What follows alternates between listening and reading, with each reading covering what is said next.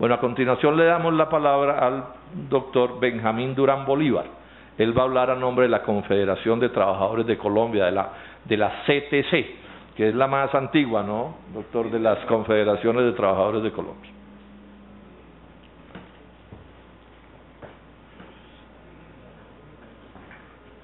Buenos días. Gracias, doctor Robledo, por la invitación que hace a la Confederación. Creo que ya sobre aspectos específicos de la reforma han conversado con bastante intensidad los quienes me han antecedido. Yo sencillamente quiero hacer algunas referencias.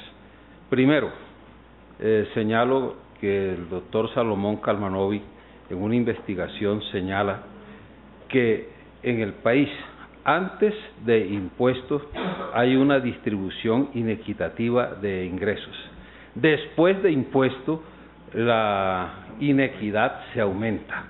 Entonces, el sistema tributario en Colombia está desempeñando un papel contrario al que debe desempeñar, es decir, propiciar la equidad distributiva, está haciendo lo opuesto. Bueno.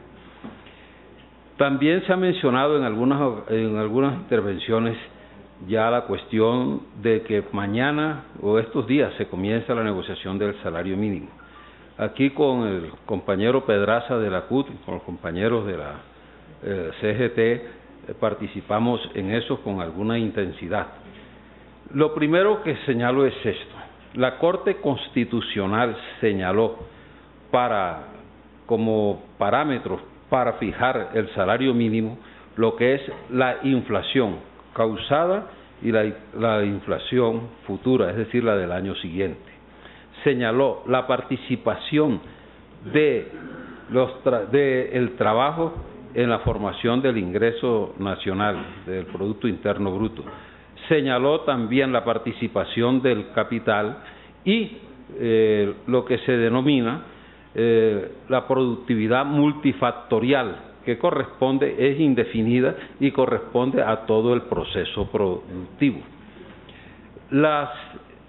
Se ha aplicado eso a medias, o mejor dicho, como ya lo ha señalado el doctor Robledo, nos han hecho trampa, porque hemos señalado todos los años cuánto, por lo menos desde la CTC, cuánto debe ser el aumento de salario, ceñido al precepto constitucional.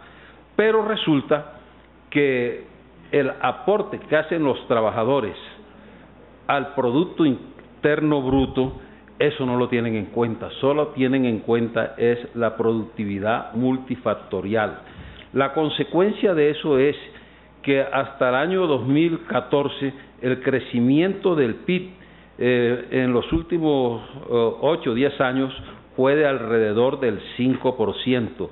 Y el crecimiento el aumento anual del salario en términos reales, tal como está calculado el PIB, es solamente del 1%, 1,5%. Eso da como consecuencia que la participación del salario dentro del ingreso nacional ha sido decreciente. Hacia el año 2000 el salario participaba con alrededor del 38-39%. En el 2015 ya está participando con el 31%, es decir, se han perdido 8 puntos de remuneración, de participación del trabajo dentro del ingreso nacional. Consecuencialmente, se hace una división entre trabajo y capital, esos 8 puntos se los ha beneficiado el capital. Esa es una discusión que hemos hecho y que también se ha señalado aquí, que cuando se toman las decisiones, generalmente se toman orientados por los conceptos de los sectores empresariales. En la negociación del año pasado, en diciembre, nosotros presentamos los argumentos de de por qué esa negociación y por qué la cifra que nosotros pretendíamos, la CTC. Y después que nosotros hicimos la presentación, siguiendo rigurosamente lo que señala la Corte Constitucional, pasaron los gremios. El representante de la ANDI señala que la productividad era negativa y como tal, pues no aportaba para el aumento del salario. Y como una cifra generosa, se nos dio algo así como el 7% fue ese, del ingreso de aumento en el salario. ¿A qué ha conducido eso? Sí. ¿A qué ha conducido eso? Que Colombia en la actualidad es uno de los países que tiene la remuneración salarial más baja del continente, más baja. Ya los técnicos del Ministerio de Trabajo, con una gran arrogancia, ya están indicando que esa forma de calcular el aumento del salario es hecha por una serie de jueces que no tienen ideas de la economía. Pues lógico, ellos se orientan por la lógica economicista, nosotros nos orientamos con la lógica de la distribución y de la equidad y de lo que realmente están señalando las autoridades máximas en ese sentido, como es la Corte Constitucional. Bueno, les agradezco mucho Muchas gracias, doctor Benjamín Durán. Muchísimas gracias. Insistamos en esta idea que subyace en este problema de la reforma tributaria. Al país le están montando como una especie de extorsión. Es que si las transnacionales pagan los impuestos que deberían pagar, entonces no vienen, y si no vienen es el fin del mundo y aquí todos tenemos que suicidarnos. Y eso es un debate que hay que hacer con toda seriedad. Es que si no vienen, ¿qué hacen con su plata?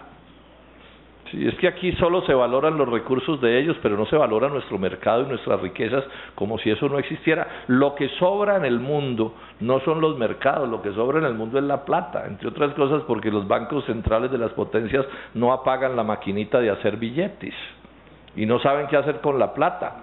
Y aquí no hay quien ponga en la hora de discutir con estos inversionistas extranjeros el interés nacional y decir, bueno, pero ¿qué? Aquí lo de nosotros no cuenta, o sea, en este negocio solo importan los factores que ustedes pueden aportar y los que aportamos los demás, pero tampoco le cuentan otra cosa al país.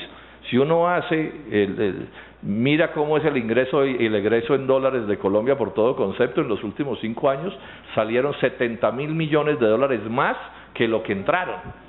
Luego al final Colombia fue de exportador de capitales, háganme el favor, el absurdo, hacia esos países más desarrollados. Entonces todo esto está montado sobre tesis completamente deleznables.